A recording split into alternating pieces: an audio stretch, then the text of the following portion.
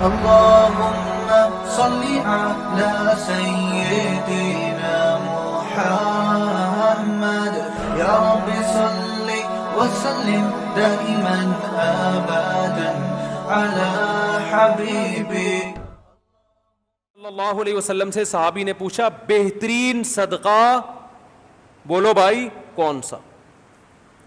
تو آپ نے فرمایا بہترین صدقہ یہ ہے تأمل الغنا وتخشى الفقر.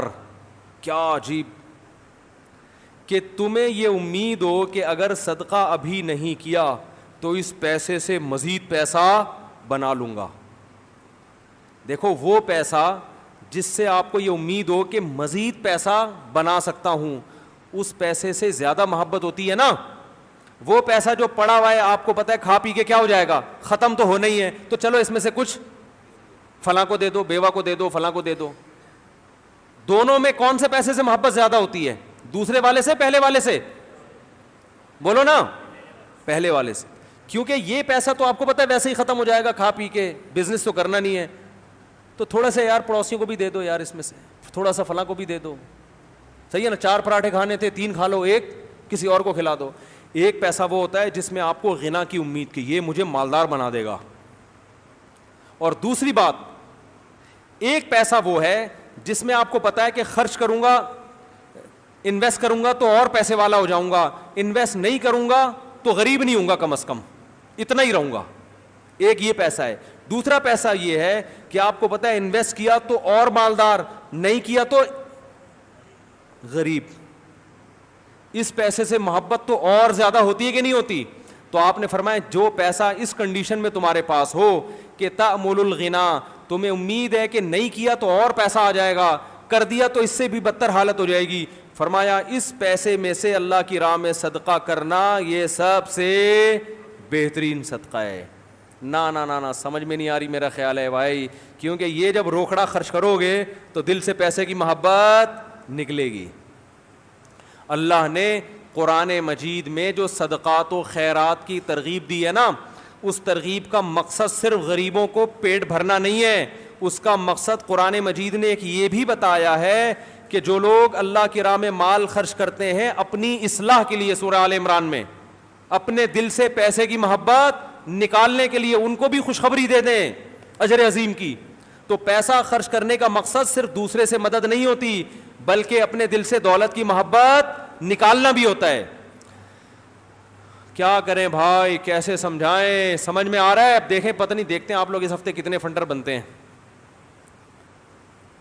دیکھتے ہیں اب اس ہفتے آپ کی سخاوت. آواز میری صاف آ رہی ہے آپ لوگوں کو؟ اب دیکھتے ہیں کیا رپورٹیں آتی ہیں. آج جناب حاتم طائی قبر سے نکل کے کھڑا ہو گیا.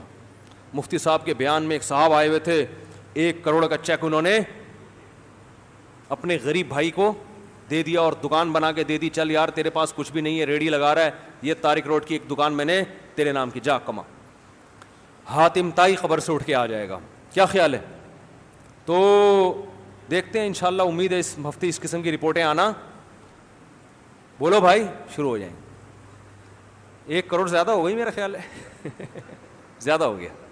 ایسا نہ ہو کہ آپ خرچ کر کے پھر رونا نہ شروع کر دیں. اگر رونے کا خطرہ ہے نا تو پھر نہ کریں. جتنا اللہ نے توکل دیا ہے اتنا کہ اللہ سے شکایت نہ ہو کہ اللہ ہم نے تو اتنا کیا اور تو ہمارے لیے کچھ بھی نہیں کر رہا, پھر یہ غلط ہے.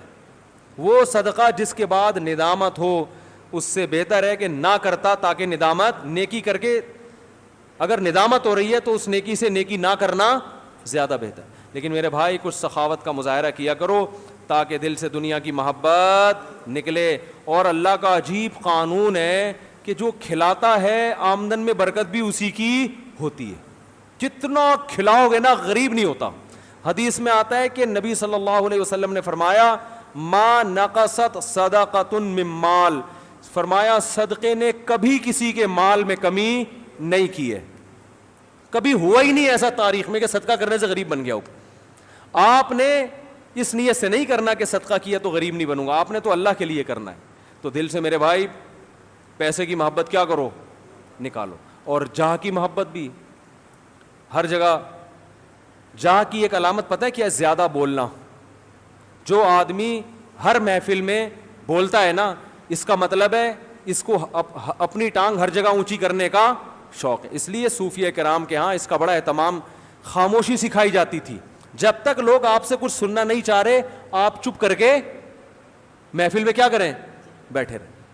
ایسا بھی ہم نے دیکھا ہے, محفل لگی ہوئی ہوتی ہے, علماء بیٹھے ہوئے ہیں, بڑے لوگ بیٹھے ہوئے, ایک درمیان میں ایک آدمی بار بار بولے جا رہا ہوتا ہے, وہ یہ شو کرنے کے لیے کہ میں بھی اس مجلس میں موجود ہوں. بھائی چپ کر کے بیٹھے رہو, جب بڑے بیٹھے ہوئے ہیں تو تمہیں بولنے کی کیا ضرورت ہے.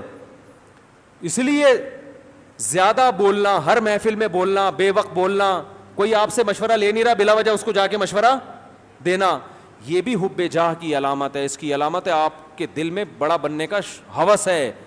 جب پوچھا جائے, دیکھو ہمارے یہاں نا ڈاکٹروں کا ایک گروپ ہے, یہ تو ہر فیلڈ میں ہوتے ہیں نا, ہر فیلڈ میں ڈاکٹروں کا ایک پینل ہے. آپ نے کوئی مشورہ لینا ہے تو جو سینئر جو ڈاکٹر ہوتے ہیں نا وہ سینئر کو بولنے دیتے ہیں, بھئی یہ سینئر ہے ان کو بولنے دو.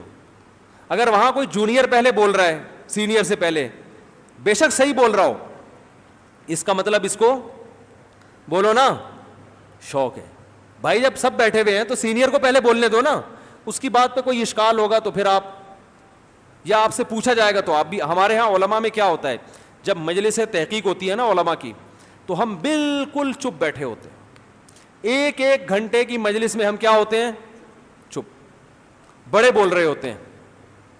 بڑا جب کہتا ہے نا کہ ہاں جی آپ بھی کچھ فرمائیے, کچھ آپ بھی لکھ کے لائے ہیں, تو وہ جب کہتے ہیں تو پھر ہم کیا کرتے ہیں, پڑھنا شروع کرتے ہیں, جی یہ لکھا ہے کتاب میں, فلاں کتاب کا یہ حوالہ.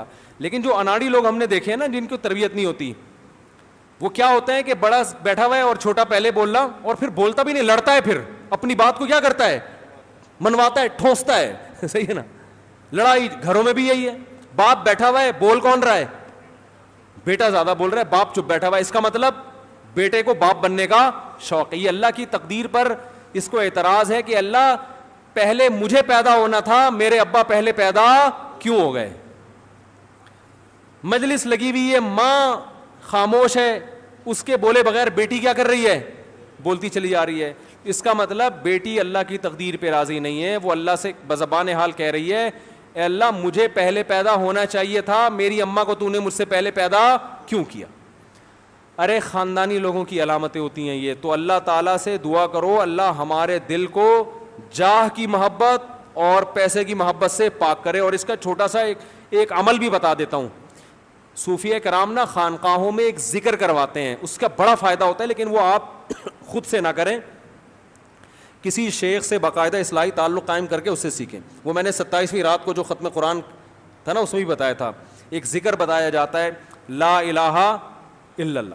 رات کو باوضو ہو کے قبلہ رخ آلتی پالتی مار کے 4 زانو انسان بیٹھے قبلے کی طرف, اور کیا کرے, لا الہ میں گردن کو یہاں لے کر گئے, لا الہ میں کیا کیا, گردن کو یہاں, اور یہ تصور کرنا ہے دل سے اللہ کے علاوہ سب کچھ نکل رہا ہے. بار بار جائے گا نا, اکاؤنٹ میں اتنے پیسے پڑے ہوئے ہیں, اتنے ہو گئے, اب اس بزنس میں اور اضافہ ہو تو کیا ہو گئے, ڈبل. تو دل میں کیا کرنا ہے, لا الہ, اس پیسے کو اکاؤنٹ سے کیا کرو, دل کے اکاؤنٹ سے نکالو اس کو, بولو وہ وہاں ہے, یہ دل میں نہیں ہونے چاہیے. لا الہ ہر چیز نکالی, کوئی مردار کی محبت ہے, عشق مجازی ہے, وہ بھی. لا الہ کے بعد کیا کیا, الا اللہ میں گردن واپس لے کر آئے اور زور سے ضرب ماری, ایک چوٹ ماری, الا اللہ, زور سے نا, الا اللہ.